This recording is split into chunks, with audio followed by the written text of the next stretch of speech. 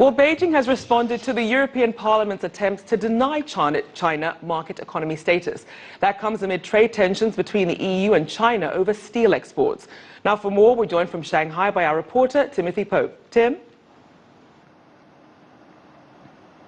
Rochelle, last week the EU Parliament passed a resolution to try and block China's ascension to what's called market economy status, or MES, at the World Trade Organization.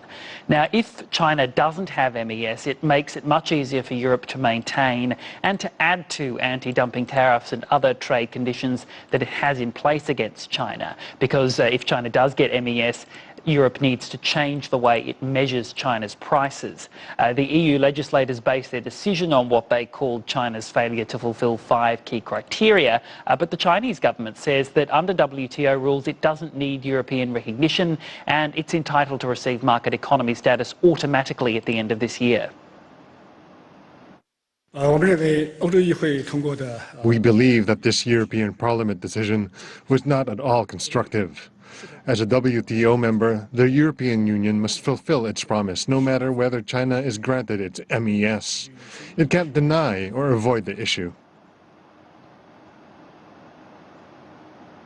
Now, China's foreign minister signalled much more protectionism and a much more protectionist stance from the EU. Now, what you need to remember here, of course, is that the European Parliament's resolution isn't binding on anybody, certainly not the WTO. And China does have supporters in Europe too, not least the UK, which has been quick to point out the benefits of freer trade with China. China also has the option of lodging an appeal with the WTO to try and force the issue of market economy status, and that's a case that China could have a fair chance of winning. Meanwhile, the EU has given itself a summer deadline to decide if China will be granted the status. Back to you, Rochelle. All right, thank you, Timothy Pope. They're live from Shanghai.